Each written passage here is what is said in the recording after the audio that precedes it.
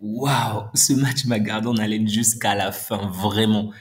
Surtout lorsque Cristiano a raté son tir au but. J'étais, en fait, abattu pour lui parce que c'était tellement triste de le voir pleurer ainsi. Vraiment, je sais que je suis fan du Barça, de Messi ou quoi que ce soit, mais je fais pas partie de ces détracteurs-là qui se mettent à charrier les joueurs parce qu'ils perdent ou parce qu'ils gagnent. Non, moi, je veux voir des meilleurs réussir, des meilleurs aller le plus loin possible. Et donc, lorsque je le voyais abattu comme ça, je peux vous assurer que j'avais vraiment mal pour lui. Et pourtant, je ne supporte aucune équipe pour cette compétition, vraiment.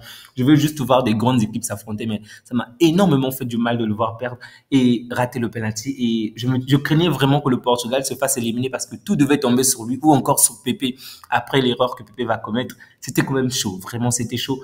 Mais heureusement, les choses se terminent bien parce que le Portugal a largement dominé ce match. Le Portugal a largement eu l'avantage. Malheureusement, ils n'ont pas su conclure comme la plupart des équipes pendant cette Euro. Vraiment, je ne comprends pas qu'est-ce que ces joueurs recherchent. Mais bon, ça se termine très bien de la part des Portugais. Ils sont certes éclatés, épuisés, mais le Portugal sera le prochain adversaire de la France pour ce vendredi. Alors ce match sera épique. Cristiano contre Mbappé. Oh, ça sera un très très bon match. Vraiment, j'ai hâte de voir ce match. Et en fait, je veux voir ce genre de match. Ce sont ces genres de matchs qui me passionnent. Je veux pas avoir une équipe comme la Slovénie que je connais pratiquement personne en dehors de au Black. Non. Sincèrement, je veux voir des grandes équipes s'affronter parce que je connais ces joueurs-là, je les suis au quotidien et ça me fait vraiment plaisir de les voir s'affronter.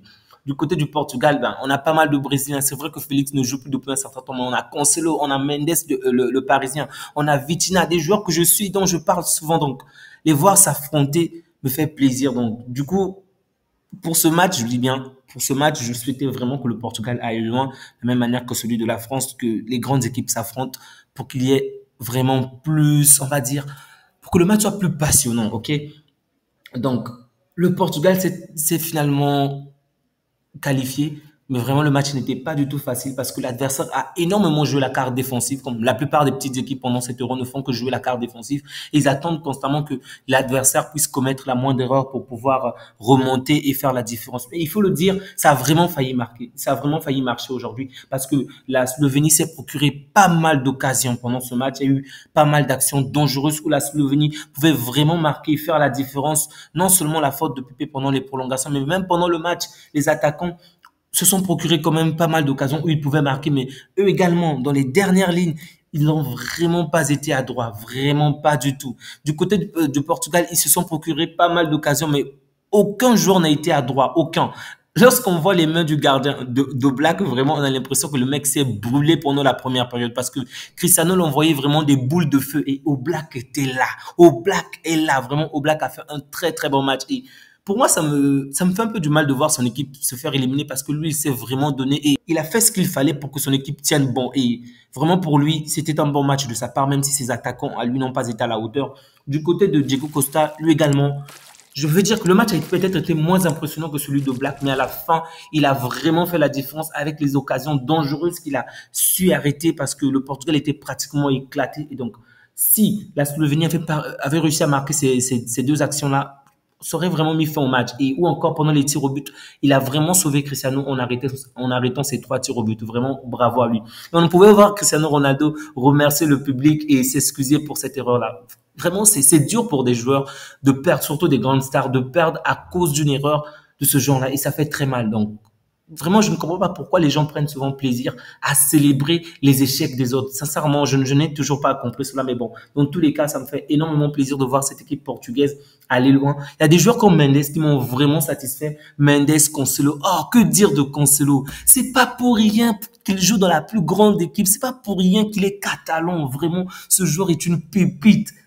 Bon sang, les dribbles. En fait, lorsque Cancelo joue, tu as l'impression que c'est un attaquant, c'est un numéro 10 et non un défenseur. Vraiment. Les dribbles sont fameux, les passes sont fameuses. Tout ce qu'il fait est magnifique. Bon, la conclusion n'est pas encore là, mais je dois dire que j'ai vraiment été bluffé du niveau de Cancelo. J'aimerais juste voir Félix jouer, mais jusque-là, il est en train de cirer le banc d'une de ses manières. À bientôt, il va même se coller avec le banc de touche. Mais bon, ça me fait un peu du mal, mais j'aimerais vraiment voir Félix. Quant à Mendes, il m'a un peu fait peur au début du match, ok.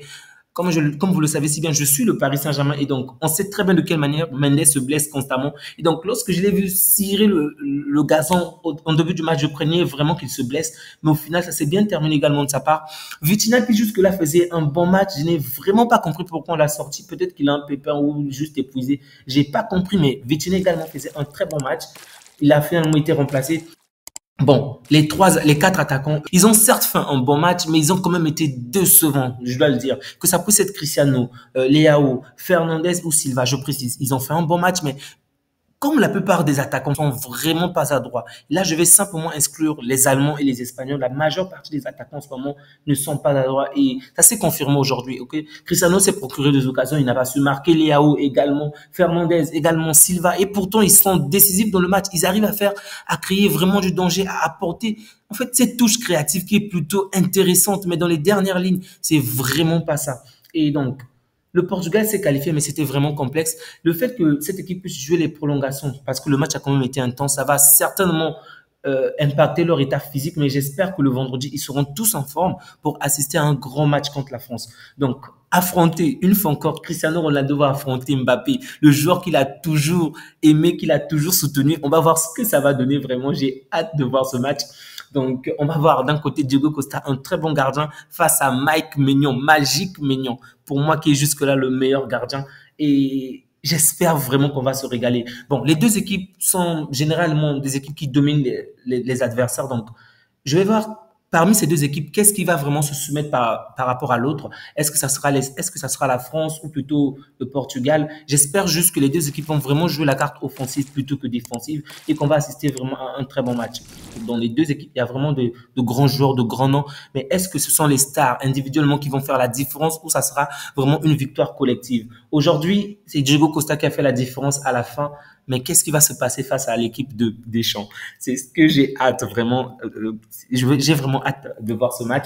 Donc les amis, on va s'arrêter là. Ok, il est assez tard. Je ne peux que vous souhaiter le meilleur. Prenez bien soin de vous ainsi que des vôtres et que Dieu vous garde. Au revoir.